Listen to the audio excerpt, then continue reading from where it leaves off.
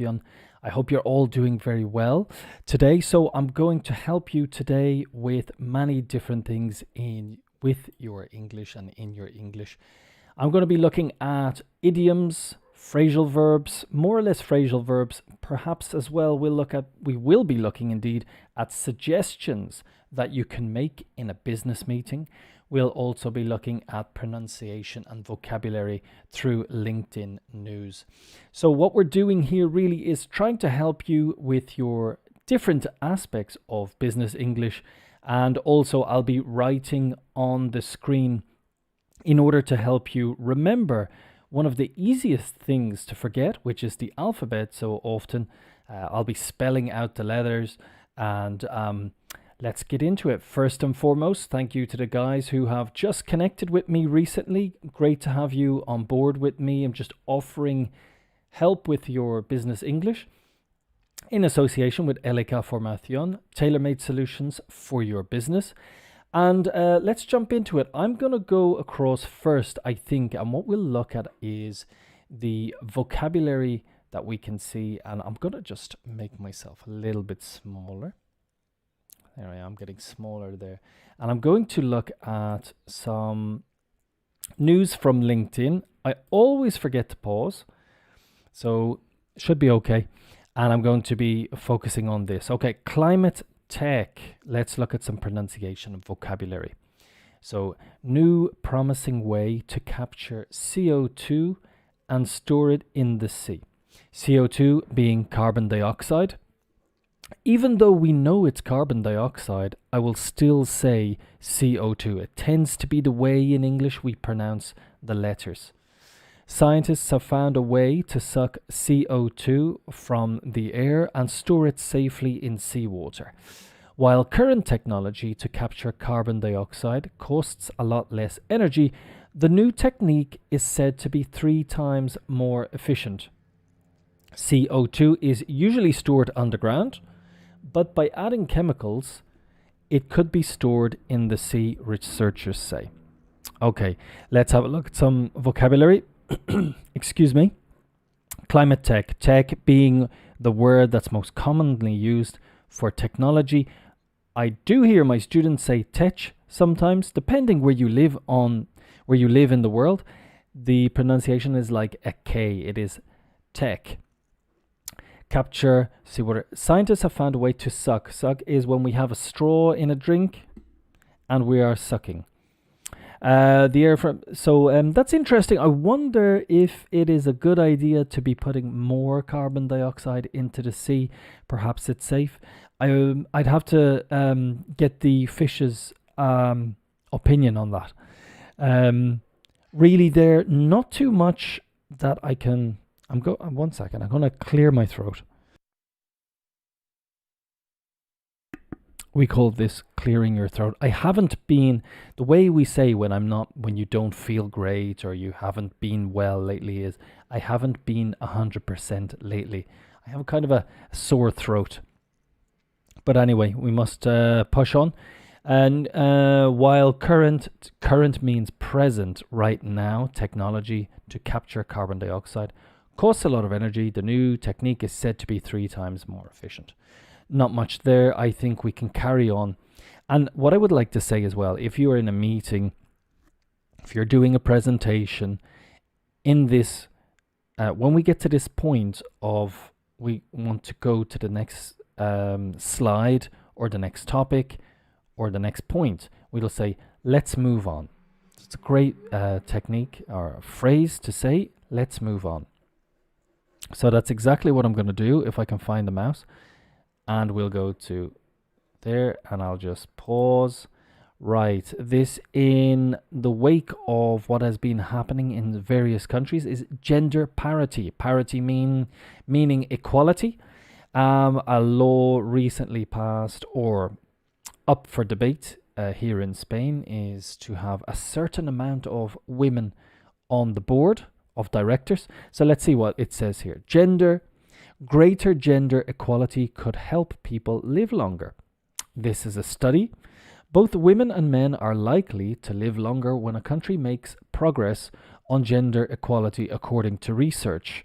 The global study found that for every 10% increase in the measure of a country's gender equality, average life expectancy rose by 4.3 months for women and 3.5 months for men. Okay, so equality is making people live longer. Well, that's good news. I'm going to point out some things here. Starting from the top, parity, we could say equality would be a synonym. Greater gender equality to help people live longer. Both women and men are likely to live longer when a country makes progress on gender equality, according to research. According to me, according to somebody, it's when somebody tells you something, according to research.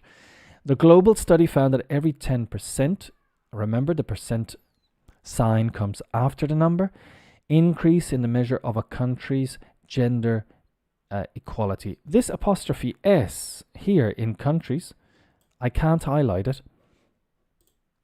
Highlight is I can't make it because it's on LinkedIn here. But it's very important when reading or pronouncing. This S at the end is very important. In this case, the apostrophe S is a possessive. Country's gender. My country's climate is sunny climate. Okay, it's a possessive. And also I want to raise the point down here is let's focus on this one first and I'll talk about that. The average life expectancy rose, which means increased. This is an irregular verb, to rise, like bread in an oven. When you're making bread and it rises. So the bread, if I talk about this morning in the oven, it rose. So it's irregular, it's not normal. 4.3, remember with numbers we're using point. When you're talking about the internet, you'll say dot, and when you're talking about numbers, you'll say point. Let's move on. Work life.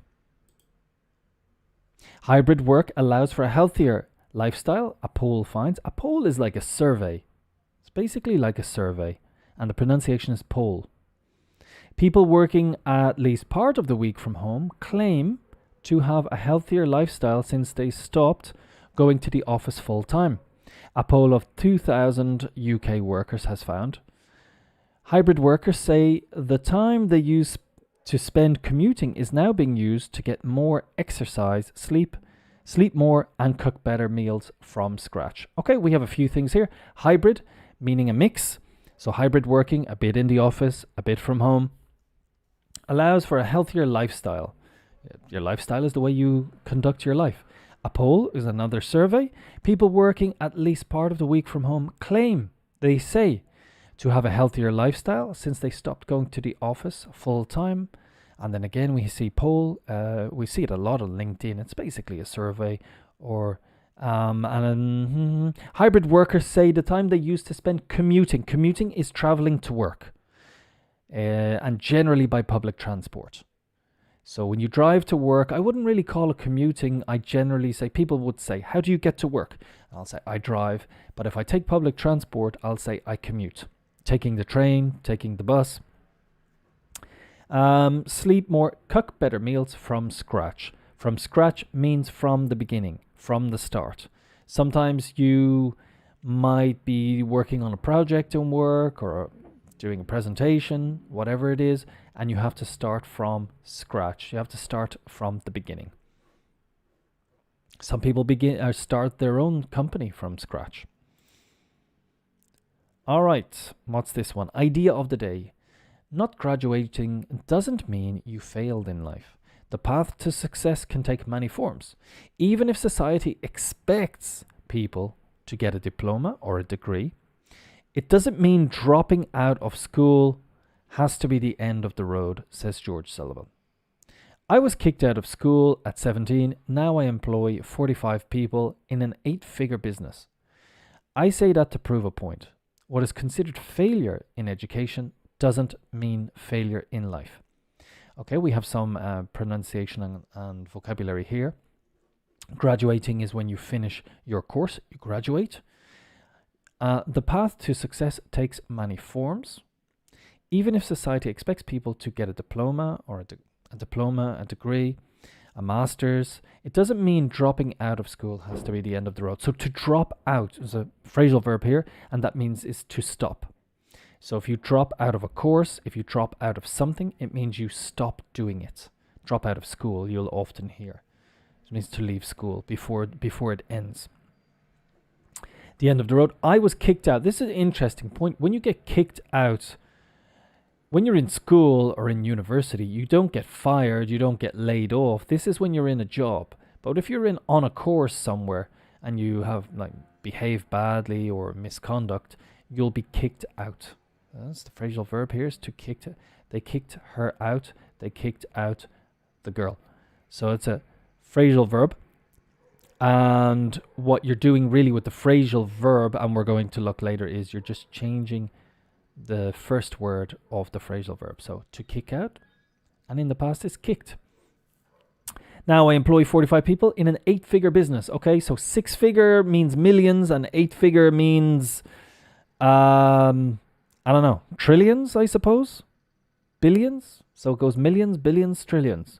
One of those. So I assume 7 figures would be, so 6 million is a 6-figure, 60 million would be 7-figure, and 8-figure I suppose is, okay, 126 million. Okay, so nice, very nice. That's what it means. Figure means number. It's the expression we're using for 6-figure salary, 6-figure bonus, for example. This figure means number. And I think that's it. If I carry on. Okay, one more. Today's debates. How important is timing for business success? Timing is one of the most overlooked, I'll come back to it, factors in a startup success. Some companies that nail their marketing timing are YouTube, Uber, and Airbnb. How can founders understand if their business opportunity has good timing?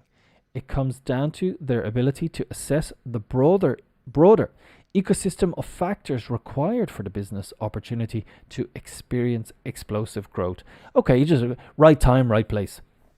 But we're going to look at the vocabulary here.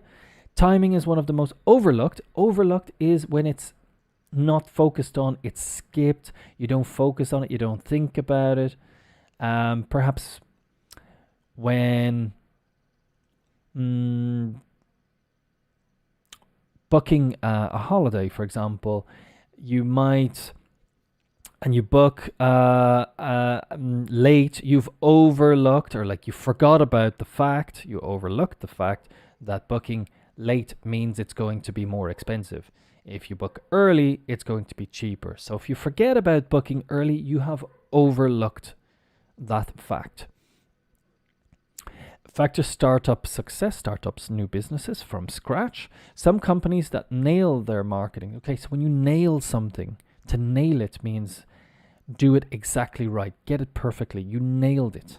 Okay, if you somebody says, they ask you something and you nail the answer, you get it exactly correct. Their market are YouTube, Uber. The pronunciation here is Uber. How can founders? Founders are the entrepreneurs. These are the people who start the business. In the business opportunities, it comes down to, when something comes down to something, this is what it is, the main point. The main point is, it comes down to. The main point is their ability to assess. It comes down to their ability to assess broader ecosystem of factors required. Okay. Fantastic.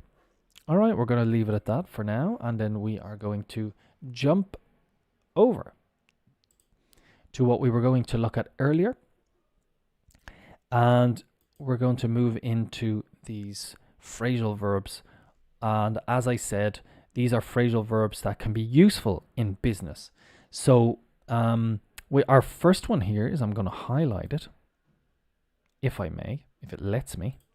Okay, I should be able to do it. So I'm going to highlight it. And this is what we call highlighting when you do it like this. It could, generally in school, you have those pens and they're called highlighters. So our first one is to follow up, which is, and what I might do as well is, if I do the text here, I can also spell it out. Okay, so we have to F-O-L-L-O-W-U-P.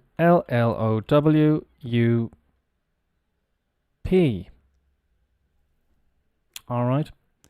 I'm not sure. Okay, you should be able to see that. Okay, to follow up is to check on the progress of something or someone after. Let me go over because I need to check it. Yes, to check on the progress of something or someone after an initial interaction or request. Here's an example. I'll follow up with the client next week to see if they've made a decision. Right, so what we do is here with follow up is it means to come back to something that you started. So if we have an initial meeting and I give you the information and then you buy our product, then what we'll do is later we'll have our first meeting, you buy the product, and then later I will have a follow-up meeting with you, which is an extension of the first meeting. So it's a follow-up meeting, and I'll say, so how are you getting on with the new product? Is everything going okay? And that is to check and review that everything is going on. That is to follow up.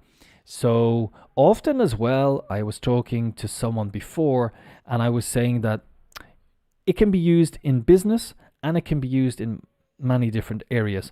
Let's take a doctor, for example, going around checking on the patients, and patient looks okay. You look at the chart and say, okay, so what I'll do is I'll give you this medicine now, and then in 10 hours, we'll come back and follow up on your progress. We're going to check on your progress. So I hope that's clear. That is to follow up. T-O-F-O-L-L-O-W-U-P. Follow up. On to the next one, which is touch base. To touch base is to, I'm going to highlight it again for you here. I'll move it down, touch base, click in here, and we have it highlighted. So touch base is what we do to make contact with someone, usually to exchange information or catch up on a project. Our example here is, let's touch base after meeting to discuss the next steps. So touch base is get in contact with someone generally that you work with or you know, a client, for example, or someone that you're working with in a team. And I'll write it in here. To touch, no, I'm not supposed to say the word, I'm supposed to say the letters. T-O-T-O-U-C-H-B-A-S-E, to touch base. Doesn't matter if it's across the screen. To touch base. And as I said with these phrasal verbs, what you're doing is you're treating the first word of the verb, well, not the to, but the touch. Let's take, for example, I touched base. So yesterday I touched base with Claire, for example. So I touched base with Claire yesterday. I got in contact with Claire. Claire would more than likely be someone I know. It's a colleague. It's someone I am working with or I know as a client. I touched base. And then if we talk about the future tense, I will touch base. Okay, so all we're changing is in the phrasal verb, we're just changing the first part, okay? The touch, and the second part we're just going to leave alone. The second word, let's say. Trying to make it as simple as possible. I hope it makes sense, and you'll see in the next ones as well. So touch base is, you can employ it today, you can use it today. Someone you need to get in contact with after a meeting or whenever, get in contact with that person. Touch. Not to be confused when you don't know a person or it's a client or someone you don't know. That would be reach out. I can focus on this later, but reach out would be reach out to new clients, clients you don't know, prospective clients. You can reach out to them. So you could even start an email, say, hi, I'm reaching out to you because I know you're looking for, someone to take care of that part of your business. I'm reaching out to you. So touch base would be more, hi, I'm touching base. I want to know how you're doing with our new product. People you know. Next one here is circle back. Great one here. I think this is quite useful. Circle back to revisit a topic or an issue that was discussed previously. We can circle back to the point later in the conversation if we have time. I think you can use this one easily. I'm going to spell it for you. TOCIRCLEBACK.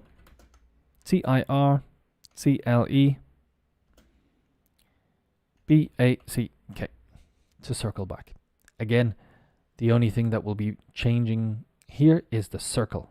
Phrasal verb, to circle back. I circled back to the topic. So this is basically what we would say normally in a meeting. You're saying, I will come back to this point later in the meeting. Or if somebody interrupts me, I'll say, that's a good question. We can come back to that point at the end of the meeting. But now a new expression has come along, which is circle back. So you're just exchanging come back for circle back, and it's quite useful and it's quite nice to use. So if somebody interrupts or asks a question, excuse me, what about the I don't know, what about the budget for next year? So that's a good question. Thank you for asking. We can circle back to that point at the end of the meeting. So it's great. It's a great little expression. There's no reason you can't use it. And if you don't use it, you'll at least you'll be familiar with it. Anyway, so let me find that part there. I'm going to, if I can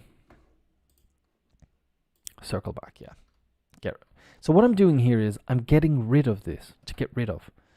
So I'm erasing, but normally when we take something away, throw something out, so common in English to say get rid of. Next one. We are on to think outside the box. Now this one that I have highlighted here, this one is a bit overused in the English sphere, the English circle, which means it's used too much. Okay, I'm going to spell it for you anyway. To. T-O. T-H-I-N-K-O-U-T-S-I-D-E. I gotta make this smaller now.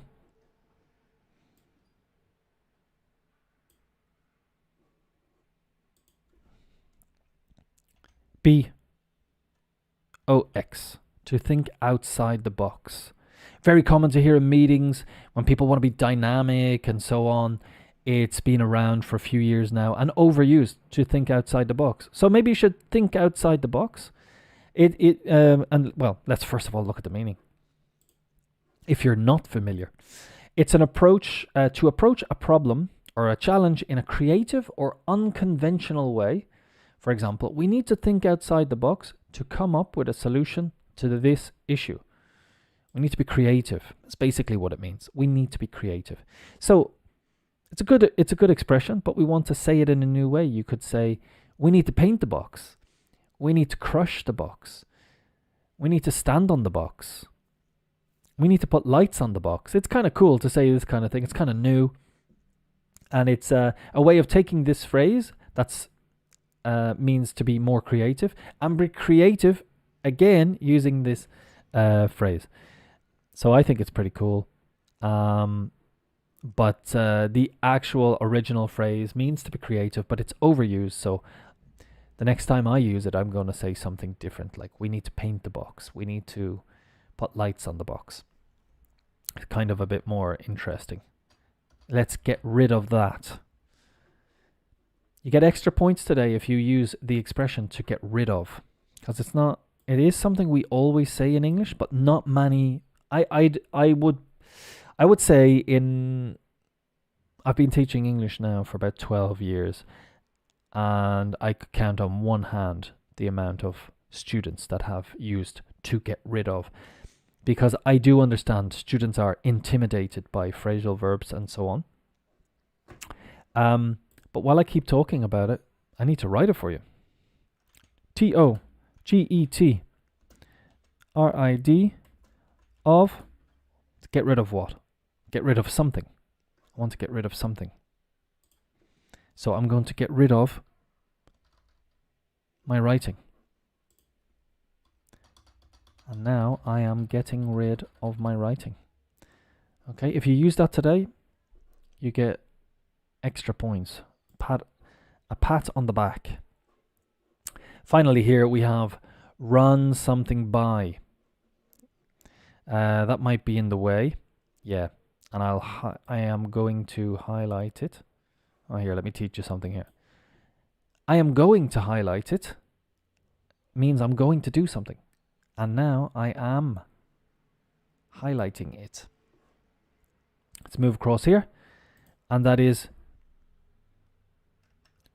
TORUNSOMETHING by, and then we'll just put SO for someone. What does this mean? When you run something by someone, you are looking or seeking, asking someone's opinion or approval on a decision or idea. And the example here we have is, before we finalize the proposal, I'd like to run it by the marketing team for their input. So I'd like to ask them either for their approval or their opinion. It's asking someone. So when we run something, it's the idea. When we run it by someone, it's like, or perhaps I have an agreement with you about a budget, but I need my manager to sign off on it. I need my manager to give me the okay. So, okay, fantastic. That sounds great. Let me run it by my manager and see what she thinks, and I will get back to you. So run, what is the something? The something in this case is the budget proposal. Let me run it by my manager and see what she thinks, and then I'll get back to you. I'll touch base with you next week. I'll get in contact with you next week. Right, what am I going to do now? I'm going to get rid of this. And now I am getting rid of this. Okay, let's move on. You know what I want to look at today? Now, I want to look at some words that people find difficult to pronounce in English. Difficult words to pronounce. Difficult for English speakers and also difficult for learners of English. I was going to say foreigners there, but sometimes foreigners in English can sound a bit, I don't want to say racist, but prejudice. It can sound, it's got, nowadays, you can say foreigners, but it does sound kind of like pointing the finger at people. So people from abroad is good, or English learners, or language learners, or something. Right, let's have a look. Our first word here. I'm going to highlight it. And then I'm going to write it for you. And I want you to say in your mind, THOROUGH. How do you think you pronounce this word? Meaning, complete or exhaustive? A few more seconds. Okay. The pronunciation of this word is thorough. Thorough. Okay, it doesn't make sense, because nothing in English really makes sense, does it? Let's delete. This word is another difficult word. It's got it the same as thorough, but this one is rough. Rough. It's like an F sound at the H at the end. But as we said, THOROUGH,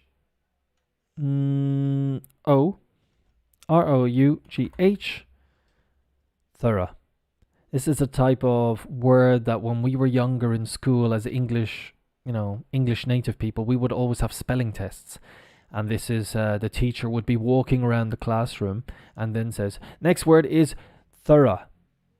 And believe me, everybody started to sweat, because we had exactly the same problem. Not only with the pronunciation, but or maybe not with the pronunciation, but with the spelling. Absolutely nothing to do with the pronunciation. Thorough. So you want to give a thorough inspection to the project, which means have a look at something really carefully, completely, and make sure, give the house a thorough cleaning, for example. Complete, it means let's get rid of it. Right, next one. if you can see on the screen. It's a little animal. Squirrel. I want you guys in your brain spelling before I do and see if you're right. Because it's the first thing we learn in English is the alphabet. But I guarantee you it's the first thing you forget as well. And then it becomes embarrassing and nobody wants to learn it. The pronunciation of this word is squirrel. Squirrel. Small little animal that jumps into trees. Big problem in the UK and Ireland with the squirrels because we used to have lovely red squirrels and they have been invaded or taken over by the grey, more boring coloured squirrel, which is the grey squirrel. But I don't know if I'm just being prejudiced towards grey squirrels. But anyway, that's the pronunciation. Squirrel, let's get rid of it. Off you go.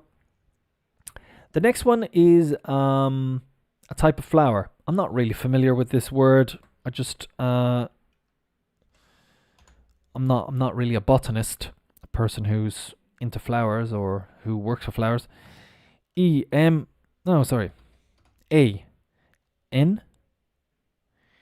E M O N E. Anemone. So this start here, the A is actually pronounced like an like UH, anemone. And you'll find that everywhere in the English language. I don't think you're going to meet this word too much, so we won't spend too much time on it. It's a type of flower. I'm going to have to do the next one. Where are we? There we go. Sorry. The next one we are onto number 4. And it's capital COLONEL.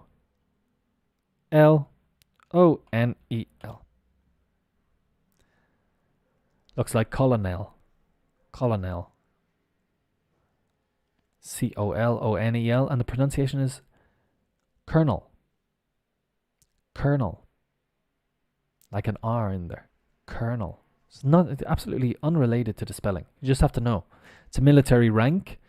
I think it's a high military rank. I don't know how it goes in the order of hierarchy, but that's what it is. And the next one, which you can find in a lot of supermarkets nowadays. What's the spelling? W O R C E S T E R S H I R E. What do you think? Well, it's Worcestershire, of course, isn't it? Worcestershire. No, absolutely not. The pronunciation is Worcester. Well, we've got the Shire. Maybe I'm mistaken. Maybe they do it like this on the bottle. I'm not sure if it's... Well, this is pronounced Worcester. And then if we add the Shire on, it becomes Worcestershire. Sure. Like sure, yeah. Okay, no problem. Sure. Worcestershire. Worcestershire. It's basically like when you see this word, you go, oh, that's the word that's pronounced Worcestershire. And if it's just like this, where you see the sauce, quite famous sauce, Worcester. Like phonetically, it would be like this. Worcester. Wuster.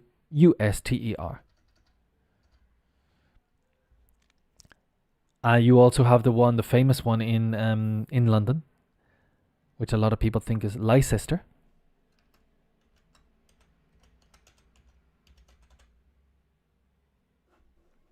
I wrote that in capital letters. Let me go over here. Where are we?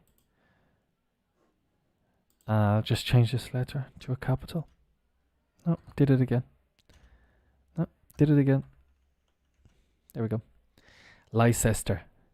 And the pronunciation of Leicester is Leicester. Leicester Square. Let's get rid of it. Leicester Square. Also a football club. that won the Premier League a few years ago. Um, where are we? This one is a French word that we haven't really changed in English. Let me. Entrepreneur.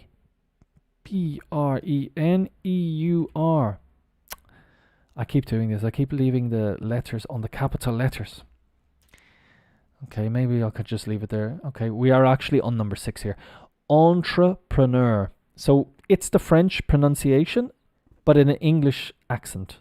So badly, let's say. Entrepreneur. This is somebody who begins their own business. When you start your own business from scratch, it's your business. You are the founder. You are an entrepreneur. In Spanish, they would say empresario, I believe. Let's get rid of it.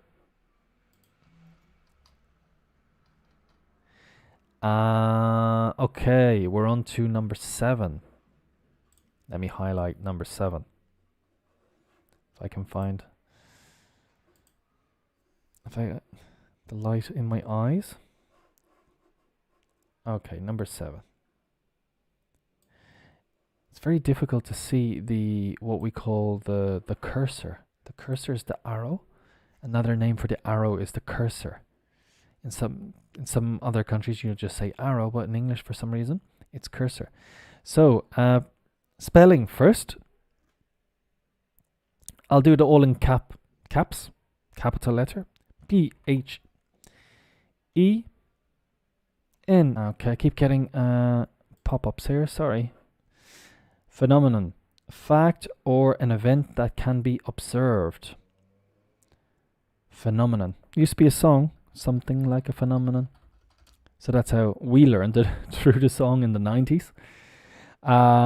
Okay, the next one, moving on to number 8. Again, that's what I've just said. Let's move on. And here we are. We're on to number 8. Yeah, remember learning these in school.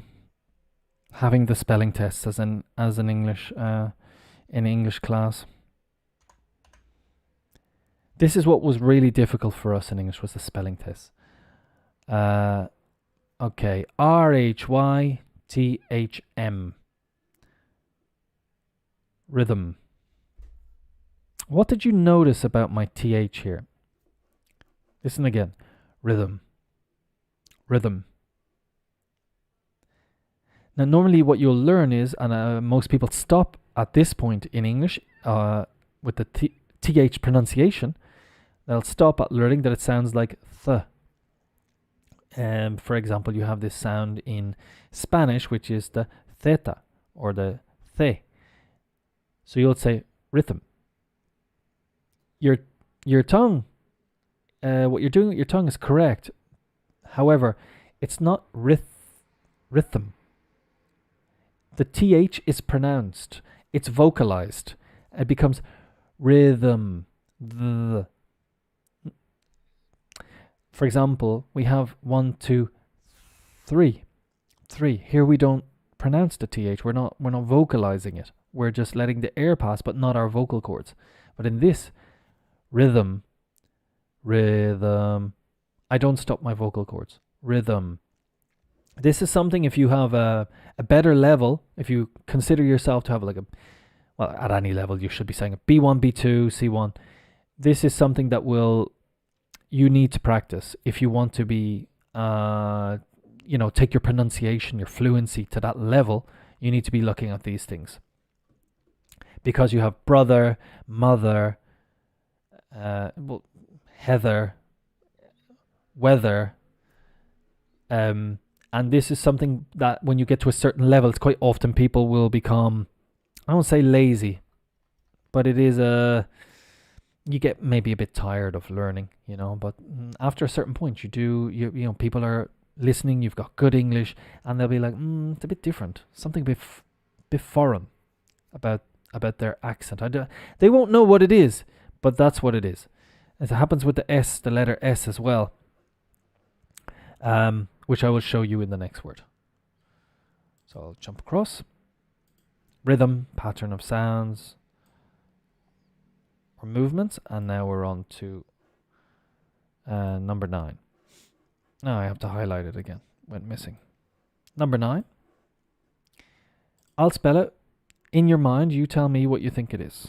C-H-A-O-S. Did it again. C-H-A-O-S. It's easy, isn't it? It's chaos. No, it's not chaos. It's chaos.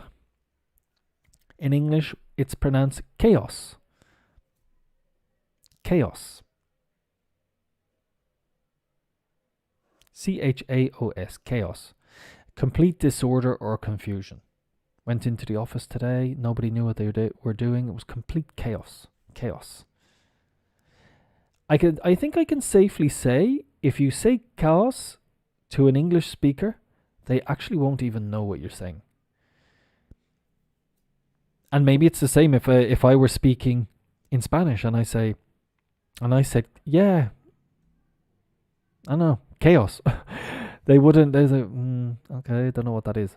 So yeah, super, a very small change, obviously, but just because of the pronunciation, it can lead to complete misunderstanding. I'm sure you've had that, like, where you say something in English and then they go, ah, and then they say it back to you with no difference, and you're like, well, that's what I said. But such these small differences make, they are big. So let me get rid of, I hope you're learning this get rid of. You need to, anything you want to lose or to throw away or anything, get rid of. I'm going to get rid of that off my screen. Moving over here, and we're on to the last one for the moment.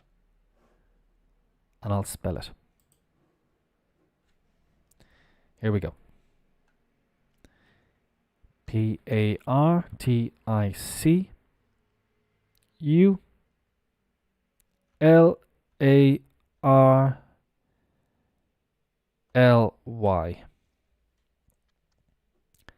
P-A-R-T-I-C-U-L-A-R-L-Y. Particularly. That's not too bad, I don't think. Particularly. I think maybe it's just that it's got lots of syllables. It can be a bit of a tongue twister or a bit difficult for people. Particularly. I was bring my son to school this morning, and we were talking about the Shakira song, because he likes the new Shakira song. But when we asked Spotify to play, it put a different song, and it had the word monotonia, and we were having real trouble in Spanish with monotonia. We were saying monotone. So I understand myself as a learner of languages, the difficulty, and it's even the same as monotony in English, but it's monoton. Just the fact that it was just slightly different. The only difference was the end, but really confused the two of us. Monotony. Okay, particularly meaning especially or specifically. Okay. Great stuff. I hope we're helping you. Remember, if this is useful for you, just share with a friend. Have them follow me here. That would be great. And I'm really going to go through this one quite quickly, okay? This is just something where we can make a suggestion in a meeting of how to, if you want to add something, okay? So what you can do in meetings, if you want to make a suggestion, if you have an idea, of course, and I want to just stress this fact as well. I'm going to be talking about this, so don't worry about the size on the screen of the writing. Let me go over here and just make myself a bit bigger. Okay, so when we're having a meeting in English, if you want to add something, you want to say something, sometimes you might feel a bit worried. One of the things you can do is, it's not offensive in English. You can just raise your, and of course, if you have whatever you're using, Teams or whatever you're using, you've got the little icon to put up your hand, of course. But if you don't want to do that, you can just raise your finger like this. It's not offensive in English at all. You can raise your hand. It's not offensive. I don't know about other cultures, so you got to be careful. In an international environment, it's not my fault if you do this, and then in some country it's very offensive, okay? 1 second. Um, for example, a lot of people don't know that the two fingers like this in English is offensive. So if you say, "Oh, how many people?" Yeah, no, I spoke to two customers. It's very rude in English to do this. I'm doing it just for educational purposes. This is fine. It's like, "Hey, peace," but the two fingers like this, it's essentially like just the one finger. Okay, educational purposes. I'm just showing you. But yeah, two fingers, very rude. It means the same as the middle finger. So this is fine. Excuse me, I want to say something. Or this. And you say, I have a suggestion that might help us achieve our goal. I have a suggestion. May I offer a suggestion that could potentially address this issue? Potentially means it's possible. So I have a suggestion. May I offer a suggestion?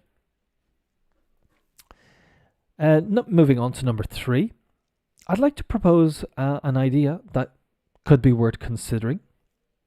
I'd like to propose an idea that could be worth considering. Then we're on to number 4.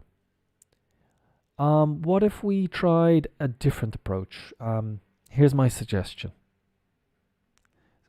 Generally, we're focusing on the word suggestion here. Let's come ideas. I was thinking about this problem, and I have a suggestion that could be beneficial for the team. Can I suggest a possible solution to this challenge? So I hope you're getting the feeling of suggestion. Let me find the arrow. There's no way I'm going to find this arrow on the screen. It's just too... Okay. Okay, let me highlight it. Can I suggest a possible solution to this challenge? Number 7. I have thought that this might be helpful. Would you... Oh, I have a thought that might be helpful. Would you like to hear it? Next one. I'd like to suggest... See, I've contracted here. I would, and I just said I'd. I'd like to suggest a new strategy that could improve our current situation. Current means present. You can come back and stop the screen to look at these. Next one. What if we explored this option? Here's my suggestion. What if we explored this option? Here's my suggestion. And finally, if we move down to number 10, I can't find this arrow. It's ridiculous. I believe I have a suggestion that could add value to this project. Would you be open to hearing it? It's a good one here. I like this one. This part. Would you be open to that idea? Would you be open to working on the weekend? Would you be open to... This is like, would you be... I don't want to say in agreement with, like, well, could you possibly agree with that? Like, when you're open to suggestions means like, yeah, I'll listen. I'll listen to it anyway. So would you be open to that idea? It's very nice. And here's a picture of Stonehenge. Just to make you feel in connection with the English. It's a very famous landmark in the UK, in England. Something that I went to and I found a bit underwhelming. Underwhelming means I was expecting more, and then I went and I was a bit disappointed. Perhaps because I didn't know the history so much. I just knew it was, okay, they're stones, but I don't know who made them. I don't know. So I go, I see the stones. Yeah, okay. I was expecting something a bit bigger maybe, or a bit more, I don't know. But we say when you're kind of disappointed, or you go to a film or something, or it doesn't meet your expectations, you say it was underwhelming. Okay, there's no point in me telling you this word if I'm not going to spell it. UNDERWHELMING.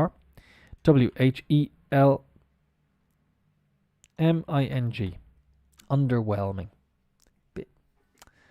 Not that exciting, not that good, not what I expected. Less than I expected. But however, when you're working in the office, you get over your work is overwhelming. Too much. Over. WHELMING.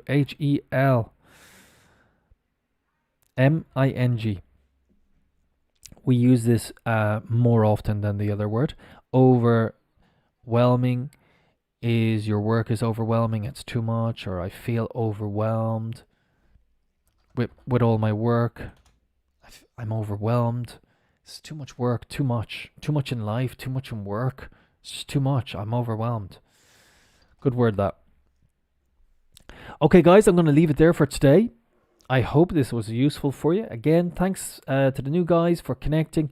Really great to have you on board. And what I'm look out. I've been away. I was away, so that's the reason I wasn't around last week for a stream. But great to have you with me, and I hope to see you guys very soon. Have a wonderful, wonderful weekend, and I'll see you next week. Okay, all the best.